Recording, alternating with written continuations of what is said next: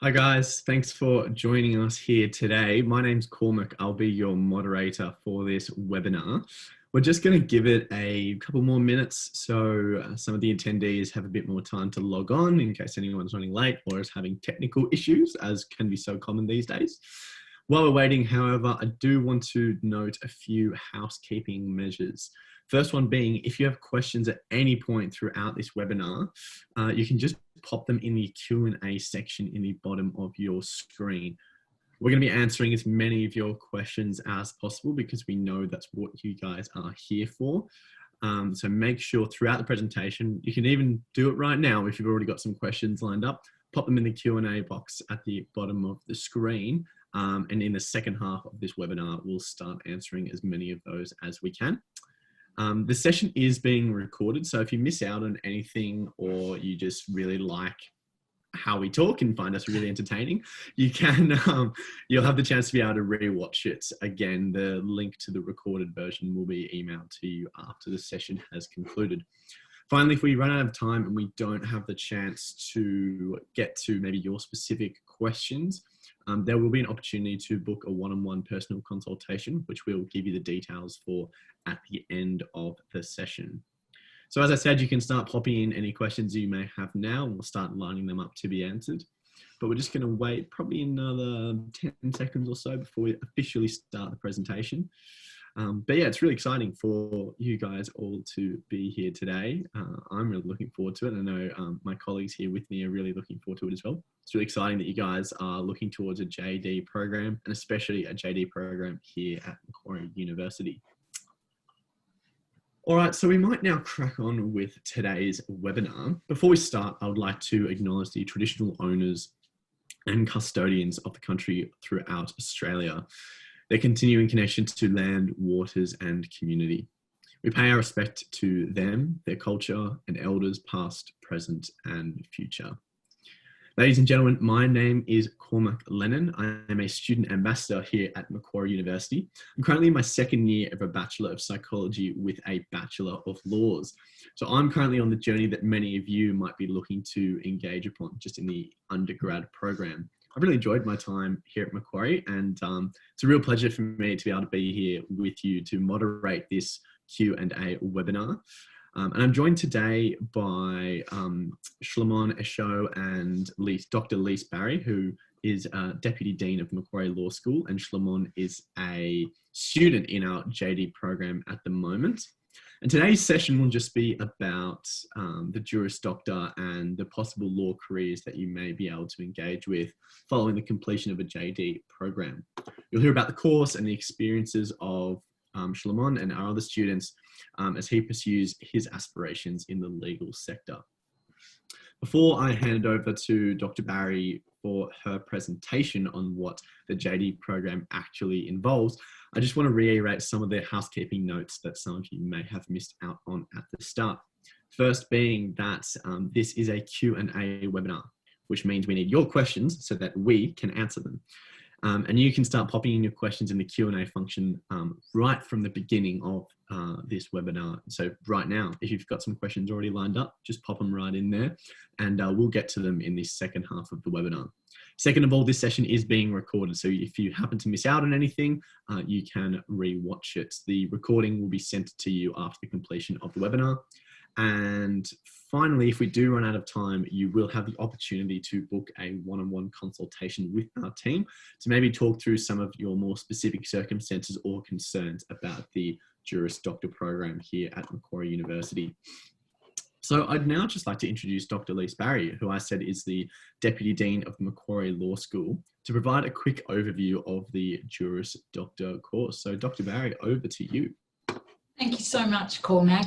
As Cormac said, I'm the Deputy Law Dean, and on behalf of Professor Mark DeVos, the Dean of Macquarie Law School, and myself and all our staff would like to welcome you to this webinar and tell you a little bit about our Juris Doctor. Now, the Juris Doctor is very close to my heart because I teach at the beginning and at the end of the course, and I have to say it's just one of the great pleasures of my career to engage with students who are taking this course. So I want to provide you with a little overview about the course, and then, as Cormac said, Shlemon's going to explain what it's like to be a student in the Juris Doctor as well. So on this next slide, you can see our future law school. So at the moment, we're in a period of development. It's a really exciting time. We've just hired quite a few new staff, and we're building up our environmental law staff in particular at the moment. And we also have quite an emphasis on intellectual property and technology.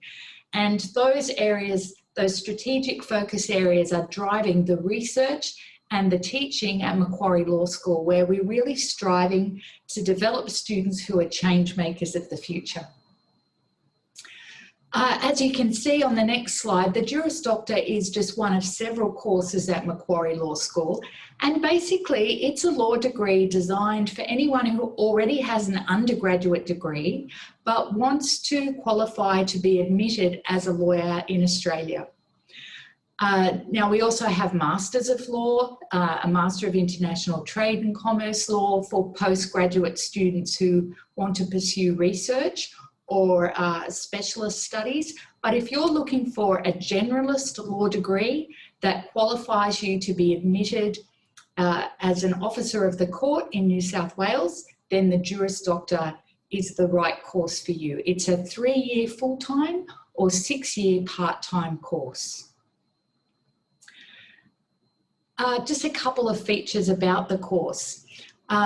I think one of the things to know is, as well as qualifying you for admission into law, a law degree is something that is really valuable across a range of careers. So any role that involves risk management, compliance, problem solving, critical thinking, just an understanding of the legislative framework. A lot of people in management find that a law degree is a great complement to their skill set. So it's not just a course for people who want to practice law, although the Juris Doctor does really attract a lot of mature age students who have maybe been in the workforce for a while and are looking for a career change, as well as a complement to their current career. One of the sort of core features of the Juris Doctor at Macquarie Law School is its flexibility. So we provide our learning and teaching in a flipped learning model, which means that your lectures are pre-recorded and you can listen to them at any time through our online learning platform. And then in tutorials, that's an opportunity to work with other students on problem solving and case studies and putting what you've learned into practice. So we combine the online component with face-to-face teaching. And that applies whether you're an on-campus student, so a full-time person attending campus, or a distance student. And around 2/3 of our students study with us by distance. Now, that doesn't necessarily mean that they live in rural or remote locations in Australia. In fact, a large number of our distance students are actually based in Sydney, but they're in full-time work or they have other family commitments and extracurricular commitments, and they're looking for a flexible way to study law that they can fit in around their other commitments. I think it's also important to understand where we're coming from at Macquarie Law School when we teach law. So we teach law in context, and when we say in context, we mean in its historical context, political context, commercial context, but probably you'll find all law schools say that. And I think one of the hallmarks for Macquarie Law School is that we're also looking to the future context. How can law adapt to technological changes and threats to the way that we live? How do we respond to things like a pandemic, for instance? How can the law prepare for the future? And that's what we're trying to inculcate in our students, is a whole sort of attitude of inquiry and critical thinking and problem solving that's going to prepare them for whatever career they want to pursue. So we teach skills as well as the required legal knowledge throughout your law degree. And as I say, that can prepare you for a whole range of career options. In terms of our study, the other unique thing about Macquarie Law School is its Professional and Community Engagement Unit, and otherwise known as PACE.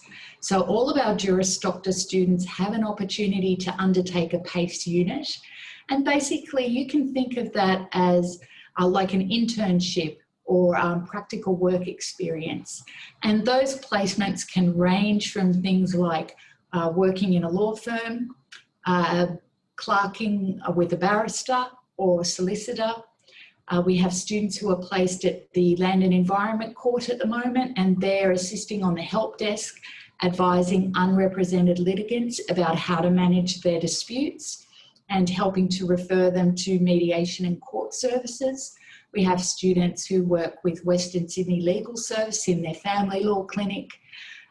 All sorts of opportunities, including opportunities with legal services overseas. So we have students working in teams on legal problems in Cambodia, in the Philippines, in Nepal. And then on campus, students also have the opportunity to take part in our social justice clinic, working on refugee cases and also working with the National Justice Project on Indigenous law issues. And a new PACE opportunity that we've developed this year called Tech for Justice, where a group of students are working on developing apps that can assist clients through a complaints process. So for instance, if a young Indigenous person had a complaint about the police, our students are developing an app which will talk them through how to proceed with their complaint, how to document it, who they should see and the different elements of it, in preparation then for lawyers or legal assistants to take that complaint on and assist those clients in making that complaint formally. So there are lots of really exciting opportunities that give our students real world experience in understanding how the law can be applied and how it can assist people to get access to justice. You can see on the slide the entrance requirements for the Juris Doctor. So as I said, it's a postgraduate course, so you need to have an undergraduate degree in Australia or the equivalent from overseas. You need a weighted average mark of 65 or above in your undergraduate degree, and then there are English requirements as well. If you don't meet those requirements, we do have an alternative pathway through our graduate certificate. That's a part-time course. It involves 4 of the compulsory units in the Juris Doctor, and the entrance requirements are slightly lower. So once you complete those 4 units successfully, you can then move into the Juris Doctor and you have full credit for all of those 4 units studied at Macquarie University. So just be aware that there is that alternate pathway as well. As with all law degrees, we're required to teach certain areas of legal knowledge, and these are prescribed by the legislation from the admitting authorities. In other words, every law student in Australia has to study units like criminal law, contract law, tort law, and those required units are primarily taught through your first and second year. At Macquarie University, we also are preparing our students for global practice. So international law is a required unit. And because we teach law in context and we have that sort of real life applied attitude to law, dispute resolution is also an important part of our course and a required unit at the end. In fact, that's the capstone unit. It's a unit that I teach, and you know, we really want to inculcate in our students an understanding that lawyers are dispute resolvers and need to be conflict preventers, and not just people who contribute to conflict or resolve conflicts in court, because as our students would know, around 95% of legal disputes are resolved outside of the court. So we don't just teach you about high court cases and formally reported cases, but we teach you how law is applied in real life, and we teach you those negotiation and resolution skills as well. For a part-time student, it's exactly the same units, but spread over those 6 years in a way similar to this. And every student also has the opportunity to choose 6 electives as part of their course, and you have free rein to choose from around 25 different choices of law electives at the moment, and they range from intellectual property law through to environmental law, international trade and finance, international commercial law, and so on. So there are opportunities to explore your specialist interests as well as to gain an understanding of that core legal knowledge that anyone who wants to practice law is going to need in the future. Well, that's an overview of the Juris Doctor. And I think Cormac's going to introduce Shleman now, who can explain what it's like from a student perspective. Yeah, thank you so much there, Dr. Barry. That was a really, really comprehensive overview. Considering it's only 10 minutes, I think you did fantastically to cover all the bases there. So, no, yeah, thank you very much. Yeah, well, ladies and gentlemen, it's now time to take a step back from the information, the deluge of information that you just received, and get a sense of, you know, what it actually would be like to be a student in amongst all those subjects and goings on and professional and community engagement and capstone units and things like that. So to help Dr. Barry and I with this, we're joined by current JD student Shleman Asho. Shleman, thank you so much for joining us. Pleasure to be here, guys, and welcome to everybody. Yeah, well, I just want to start off with seeing if you could introduce yourself and give us a sense of your experience at Macquarie as a JD student. Yeah, thanks, Cormac. My name is Shleman. I'm a third and final year Juris Doctor student. I conducted my JD full time, so I'm in my third and final year. Prior to joining the JD program at Macquarie University, I conducted a 3-year bachelor degree at Sydney University. It was a Bachelor of Sociology. I majored in Socio-Legal Studies. So very, very early on at university, I did develop kind of an interest in the law. Coming out of high school, I didn't achieve the marks to get straight into law. So I thought I'd go to uni. I'd kind of see where my interests lie and pursue it there. Like most, in my experience, Juris Doctor students, finished my 3-year bachelor's, was a bit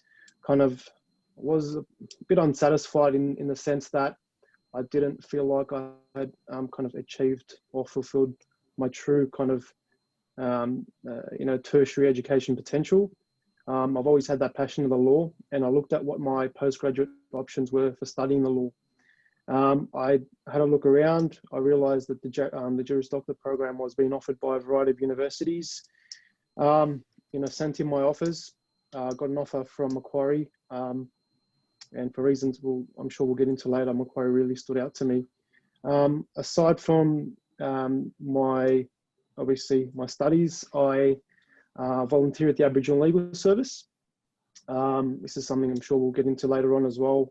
During my studies, I developed a passion for the criminal law, and that intersects really with my key interest in advocacy and kind of Indigenous rights. So that kind of tied in together and led me to pursue some volunteering at the ALS.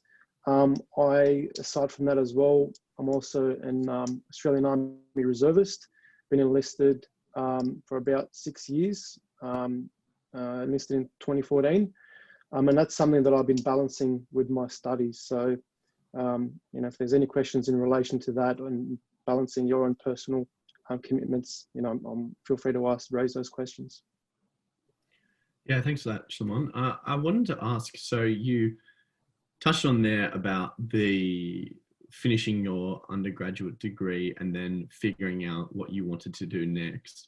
Did you have any particular reservations or anxieties about applying for the JD program, considering, even though you wanted to do law, you didn't get the mark when you first left high school? Like, how did you feel? Like, did you need to kind of put yourself out there a little bit? Yeah, with all new kind of adventures or all new journeys in life, I feel as though you're always going to be skeptical. I was, there's a variety of kind of skepticism that I had in approaching my JD. First of all, I thought, am I out of my depth here? Am I actually going to succeed in this venture? Is it really what I want to do? But I took that kind of leap of faith, enrolled, and haven't looked back since. That's not to say that it hasn't come without its challenges, but I would say that those challenges have kind of made the journey all the more interesting, and all the more rewarding. Yeah. Yeah. So what kind of were some of those challenges that you faced? Yeah, well, as most law students will tell you, and even practitioners, when you go into the legal field, you almost have to learn a new language, and that's not necessarily a bad thing.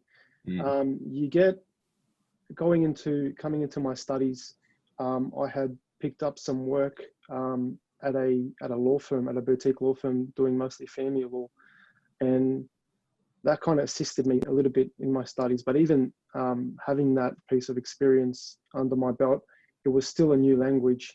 Yeah. What I learned was that there's no substitute for hard work. There's a certain amount of hours that you need to put into each unit, and that is incumbent on you to kind of find the time to be able to put those hours in. But in saying that, the hard work that was put into into my respective units is the reason why I feel such a sense of satisfaction, because as the old saying goes, what you get out is what you put in. So yeah, that's how I'd I guess that would be my answer. Yeah, definitely. Like, I found that as well as an undergrad law student. I found that we're not used. One thing that I wasn't used to in the law faculty was everything is always questioned all the time. So you write something or you present something in a certain way, and then your teacher or your other student will be like, "Aha, but did you look at it this way?" And I said, "No, obviously I didn't look at it that way." But like, why didn't you look at it that way?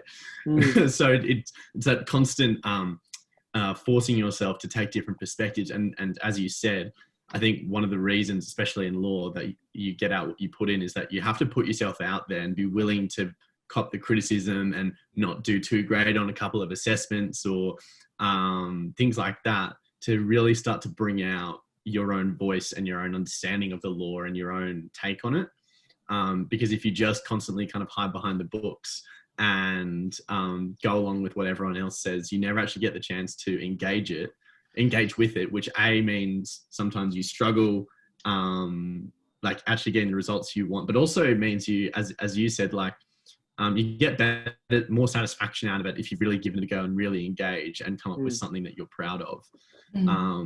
Because that's what creates kind of that personal connection to what you're studying. Would you agree with that? Yeah, wholeheartedly. Yeah. It's the feeling of going into every unit. I took and my advice for prospective students is, if you do choose to study a Juris Doctor here at Macquarie, I'd say approach every semester with an open mind. In a book that I was recently reading, they say an open mind is not an empty one. So approach it with an open mind, and be open to the challenges. It's okay to feel like you're out of your depth. It's okay to feel that you don't understand every single concept. Week by week, as you work through the material, it'll all it's like a jigsaw puzzle. You put one piece by piece every week, and when you look back at the end of each semester, you'll see, how far you've come. And it's funny now because I'm looking back on my 3 years. Dr. Liz Barry's voice is the first one I heard in my applied ethics lectures, and now she's taken one of my final units in dispute resolution processes and the law, and it's a full circle.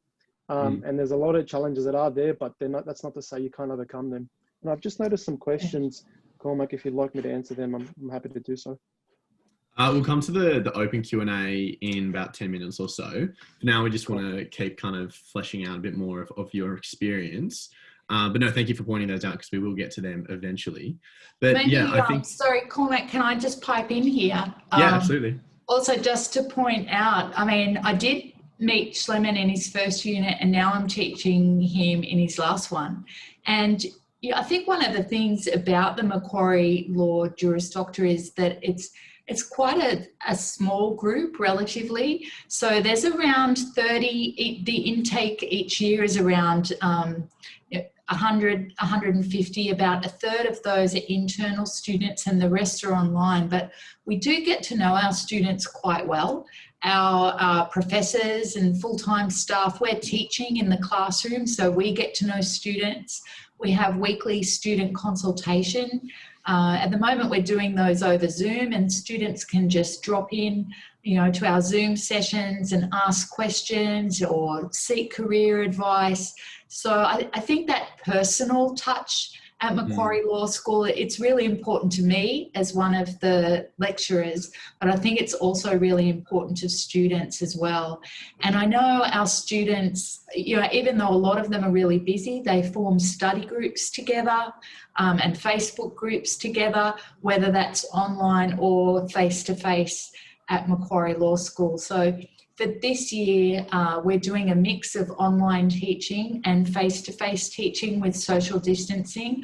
I imagine 2021 is shaping up to be a similar scenario. So we're getting very good at Zoom tutorials and speaking to one another over the internet. But it's very important to us to have that personal connection with students. And I think that helps them through their studies. It helps them to deal with those insecurities and the doubts that they might have early in the course when they feel supported by staff and by other students as well. Yeah, for sure. And that was where I was going to take the next question, and kind of along those lines is throw it back over to you, Shalem, and ask, we just kind of touched on how a lot of it is self-discipline and putting your own hard yards in, but to what extent did the influence of other students and then the influence of the Macquarie Law School itself and the teachers and the systems that are in place there for you help to encourage you to do that hard work and to actually reap the rewards of it? Yeah, I can't, thanks for your question, Cormac. I can't understate how important it is to have a good kind of social support network around you. And this starts off at home.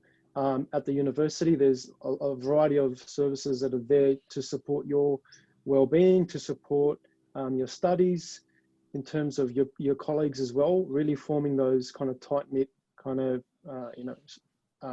study friendships and just personal friendships. Like the people that I've studied with, my fellow peers, I can say now wholeheartedly will be my friends for life. And that's not just to repeat the old cliche, but having that sense of, we're in this together really goes a long way. And that's something you get at Macquarie.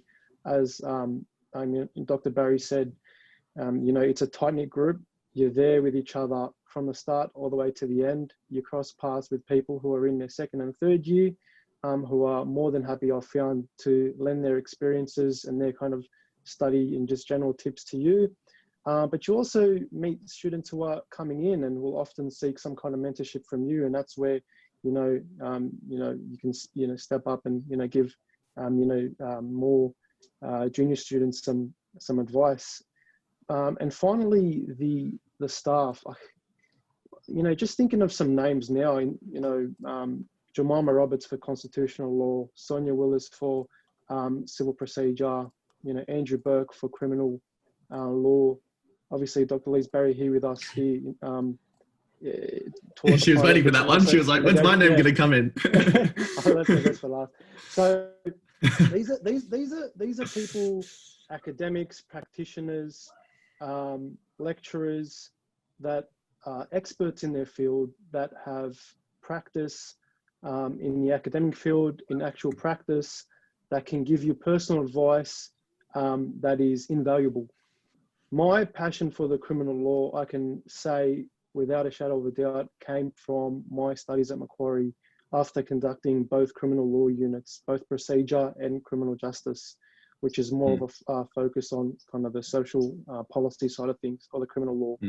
And after having extensive talks with Andrew Burke, who was, and I believe still is, a criminal defense practitioner, I really opened my mind to getting into that field, which is ultimately why I decided to pursue a career in this particular area, and I'll be seeking to expand upon that. But really, a big thing is the lecturers and the academics. Yeah, definitely. I can speak to that very much so. Dr. Burke was my unit convener for criminal justice, which I did last year. And he was also my co-host for the Open Day live stream that we did a couple of weeks ago.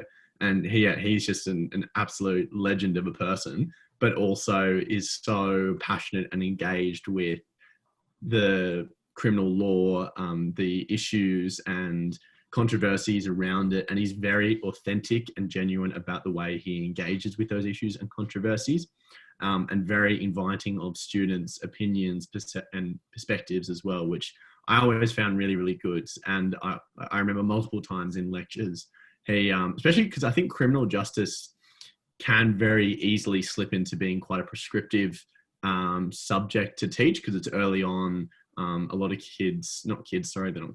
a lot of students might not understand fully yet and not have the capacity to grapple with the more complex aspects of the topic.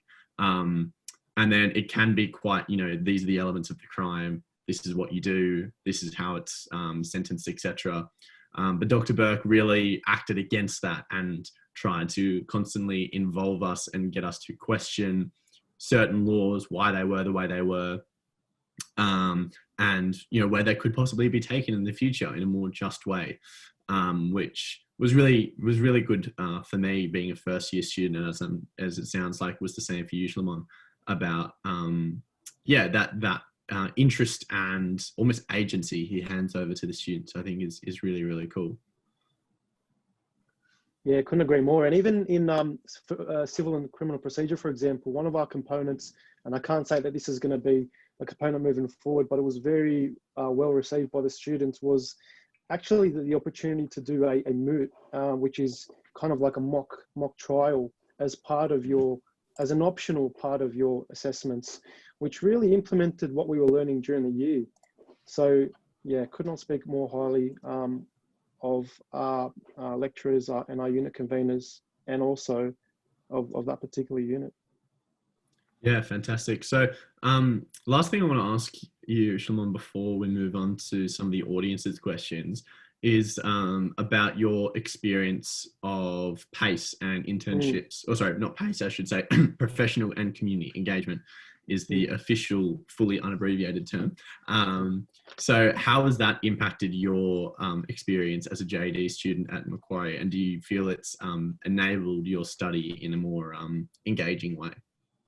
Yeah, definitely. It is a unique aspect of studies here at Macquarie. I'm not sure if other universities do it. I can't speak to that. But here at Macquarie, we are obviously encouraged to do professional and community engagement unit. I did mine at the Aboriginal Legal Service.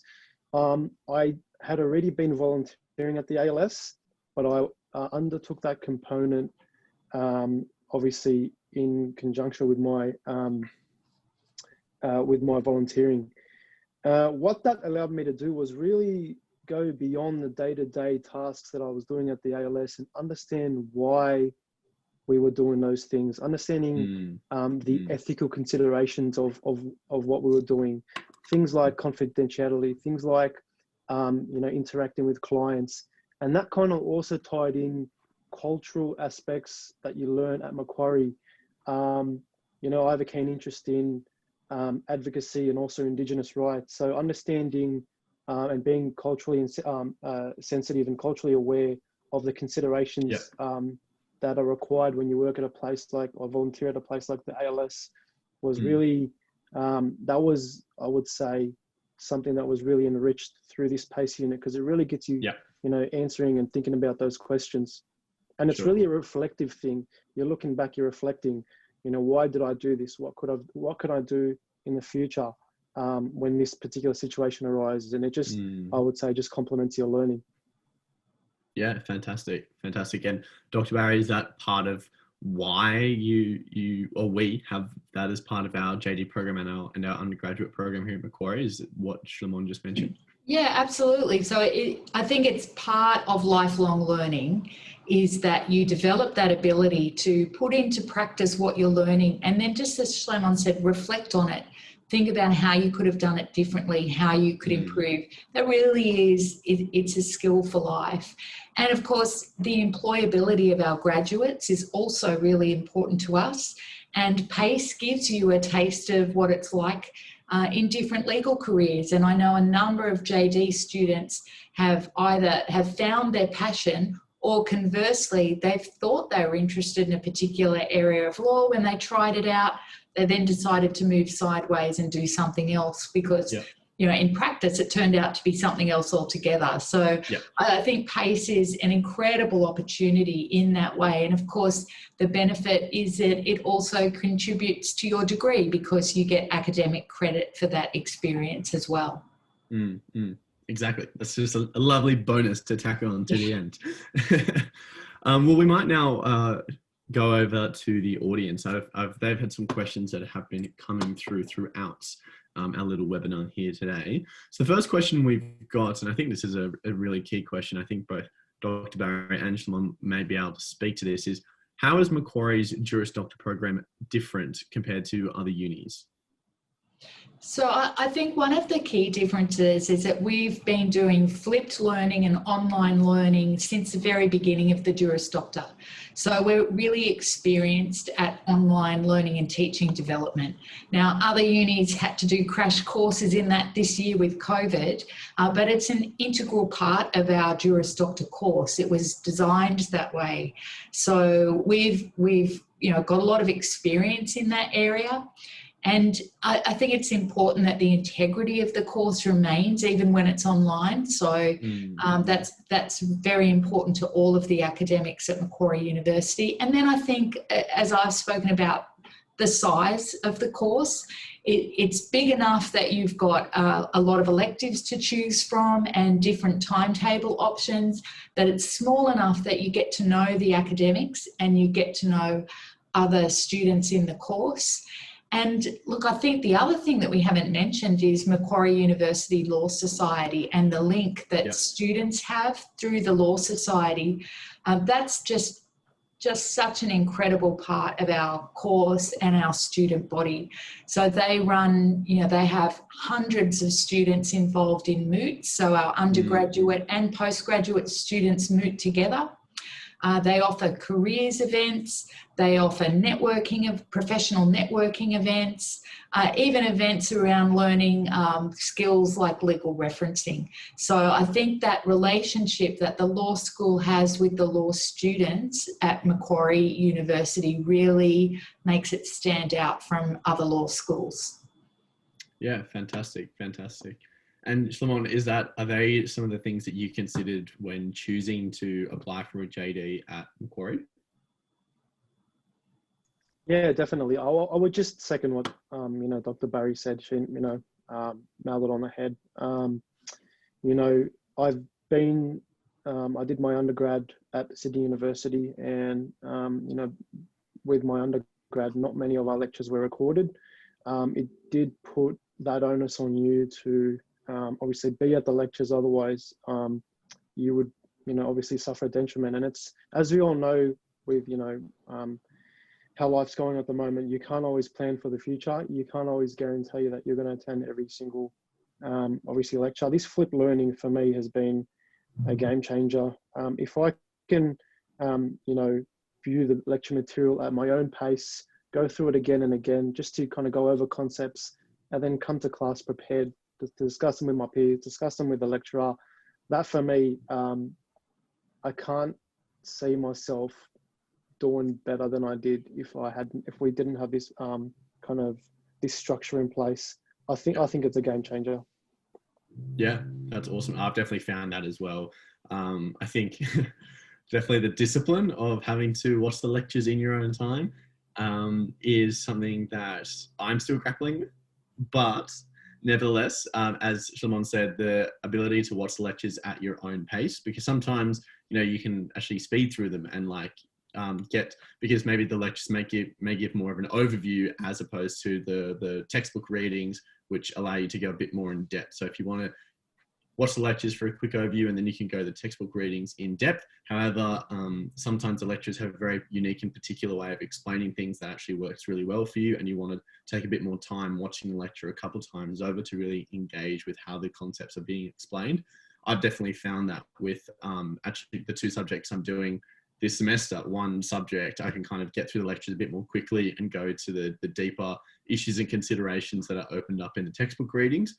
On the other hand, my lecturer for my other law subject that I'm studying explains things really clearly in a way that really works well for me. So I take a bit more time with the lectures and mull over them a little bit more. So yeah, I think that point you make about the flip learning and being able to work it at your own pace, I think is very poignant for me as well. And I think it's a really significant part of what sets Macquarie University apart. So no, yeah, that's really, really good. Cormac, the other thing I would touch on is just our assessment. So our emphasis is on creating authentic assessment events in the Juris Doctor. So for instance, there's no time in practice where you need to learn things off by heart and spend 2 hours writing them down. So we don't ask students to sit formal exams that encourage rote learning. What we do is create assessments where you're solving real life legal problems. And yeah, of course you'll be writing theory papers as well sometimes, but as much as possible, it might be things like creating a letter of advice for a client. Schlemann's involved in a legal negotiation over several weeks at the moment in the unit I'm teaching as another example. So I think the other key difference point between our law degree and some other universities is that we don't have formal invigilated sit-down exams that just encourage to learning things off by heart and being a speed writer. We have take-home assessments where you're free to do legal research just as you would in legal practice. Even lawyers in court now, they have their computers with them. They don't need to know the cases, you know, off by heart in that same way that they did 20 years ago. And that's why our assessment regime has been updated and particularly designed for the Juris Doctor to really emphasise authentic assessments. Yeah, definitely. No, I found that as well, even with the undergrad program. I remember Dr. Burke, who we talked about earlier one time, he was telling us about an assessment we had coming up, and he said, you know, I could get you to write a long legal research essay about the nature of grievous bodily harm and how it's developed over the years, but you'd never do that as a lawyer. So I'm going to get you to solve a hypothetical problem for me. And we're like, oh, yeah, that's good. So yeah, absolutely. I can definitely attest to that as well, as I'm sure Shimon can as well. So another question we have is, and I think this is quite poignant as well, is what are some of this is mainly for you, Dr. Barry, what are some of the critical factors that you feel are crucial for success working in law? Well, I think they're exactly the same factors that Schleman was referring to earlier. It's discipline is the first one. Being able to manage your time, being disciplined with your time, and being willing to put in the hard work. Lawyers work long hours, and it doesn't come easily, whether you're in-house counsel or a barrister or you're working as a judge's associate. There's usually long hours involved, a lot of thinking on your feet, critical thinking, knowing what you don't know and how to find it out, really good research skills. And we do have a compulsory research unit in the Juris Doctor as well to help you with that. So I think the skills that are involved in succeeding as a law student are the same skills for succeeding in practice. And then, of course, the more the sort of practical skills like digital literacy, negotiation skills, knowing how to work in a team, being a good collaborator. Because for lawyers, you know, anyone can look up the law now. The key skill that legal clients are looking for is that ability to understand the client's business and their legal problems and to find a legal solution that's fit specifically for that client at, you know, as quickly and as cheaply as you can, whether it's a big corporate client or, you know, someone wanting a will. it's that ability to get to know people and to work with people. And that's why it's really important in our Juris Doctor that we teach those kinds of personal skills, not just the black letter law.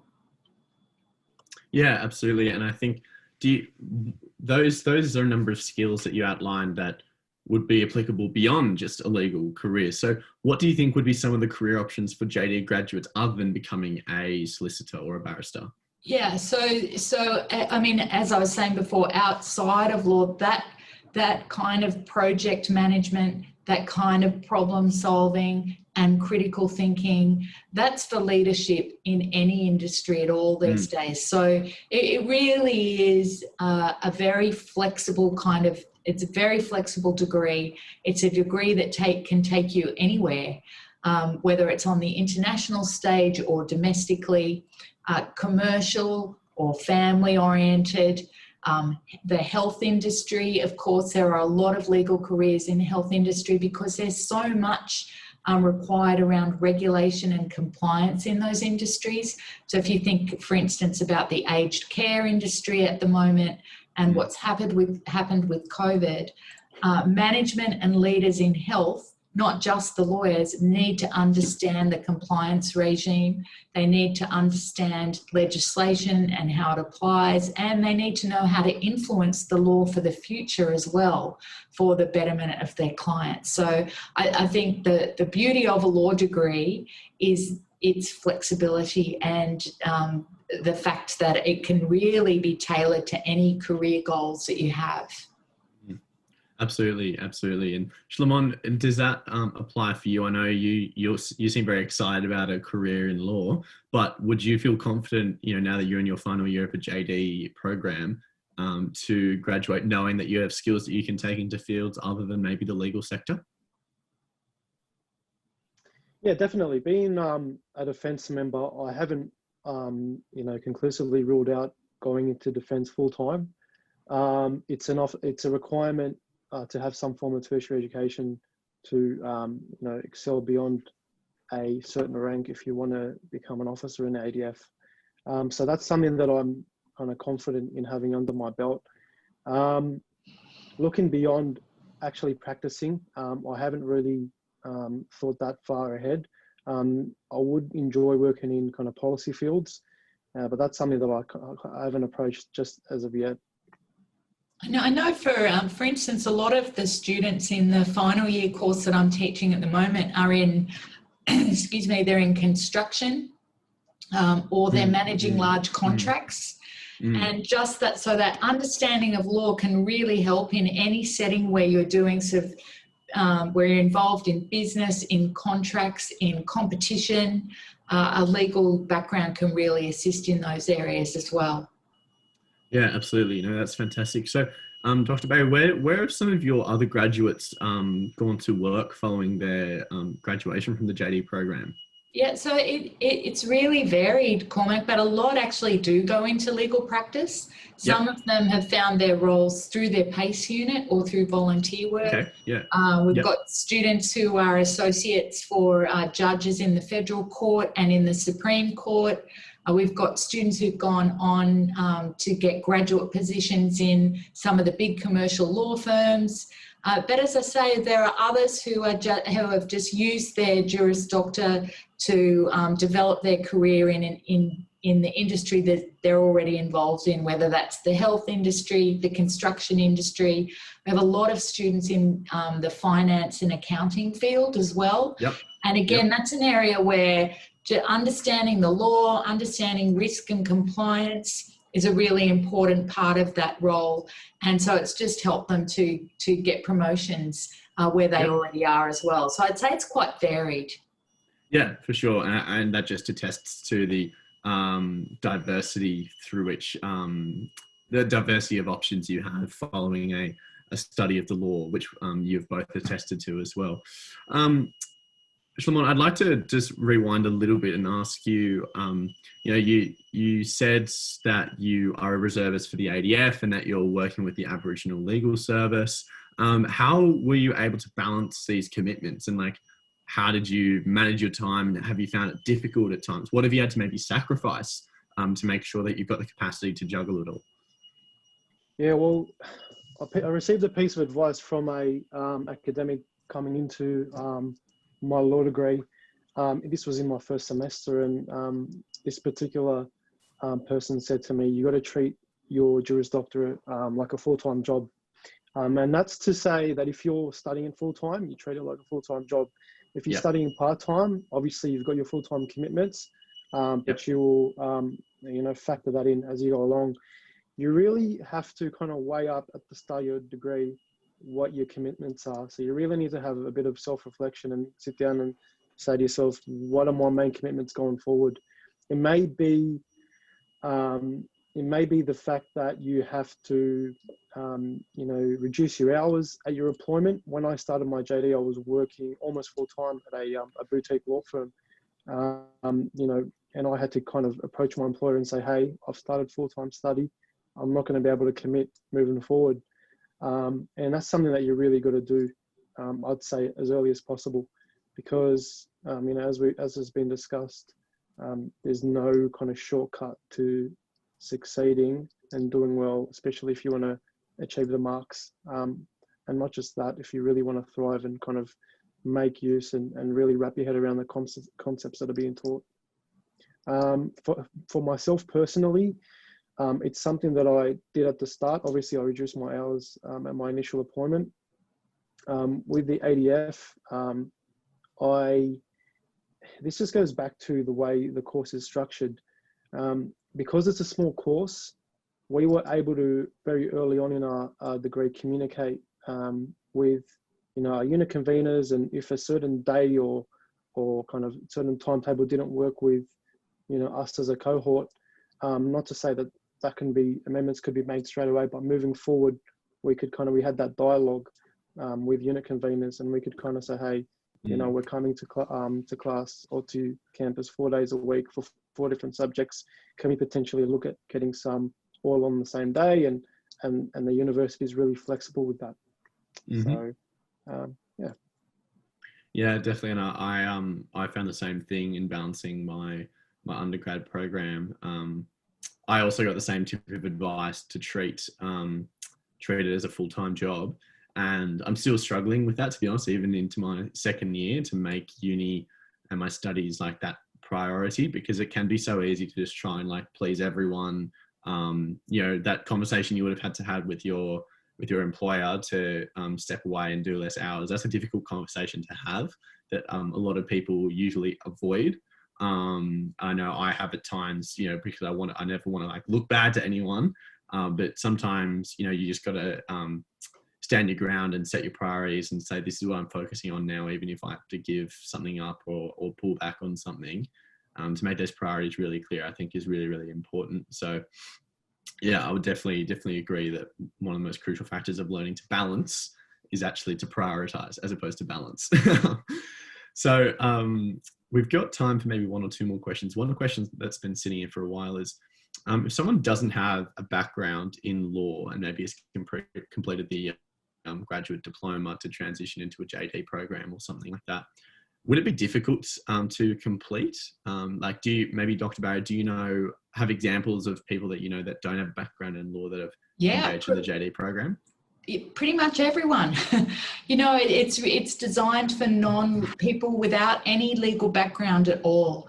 But one of the other great features about the Juris Doctor is that the first unit that you take, the first 2 units, Foundations of Law, and that's a low risk unit. It's pass fail. It's designed to give you the core legal understanding of the Australian legal system, of how to do statutory interpretation, so how to read and understand legislation, and then also sort of some core writing skills designed specifically for law. So we don't just throw you in the deep end, but it's definitely designed for people with no legal background whatsoever. But having said that, you would be surprised how much all of us engage with the law every day without even knowing it. So we draw on your own life experience as well to help you tap into your own skills and knowledge. But that Foundations of Law unit and also research methodologies, which I mentioned, they're set up to give you the foundational skills and knowledge to prepare you for the rest of the course. So there's absolutely no requirement that you have any background in law whatsoever. We presume that all our students are coming to us with little or no understanding of law to begin with. Mm. And Shimon, as a student, would you attest to that experience, that kind of foundation that Macquarie Law School is able to build that helps supplement even if you don't have a background in law? Yeah, 100%. As Dr. Barry said, we've got those key foundational units, one of them being Foundations of Law. And this is where I would encourage, if you do end up enrolling here at Macquarie for our JD program, get involved with mooting. In my first year, myself, along with 2 other students, enrolled for the Foundations of Law moot, which we happened to win. And we were the only JD team to register for that competition. It was a kind of a boasting point. But you really get to complement, you really get to practice the things that you learn in that unit when you moot. In a moot, it's kind of like a mock trial. A decision's already been made in a lower court. You're now at a higher court. One team's appealing it. The other team is saying, no, the decision was right. So you're really practicing those things that you learn in Foundations. And I found that when I did it in the moot, I realized, that's what that point is. Oh, that's what that concept is. And it all makes sense to you. So really, really encourage, get involved with mooting. If you like advocacy, if you see yourself being, a courtroom advocate, get involved. And if you have any questions, feel free to reach out to me, and I'm more than happy to share my experiences. Yeah, and we do also run skills-based moots like client interview, negotiation, commercial mediations. There's a whole range of opportunities to really practice what you're learning, and the more you practice it, the easier it gets. Absolutely, without a doubt. One question that I think might be really good to finish up on, and I think both of you might be able to offer something on this.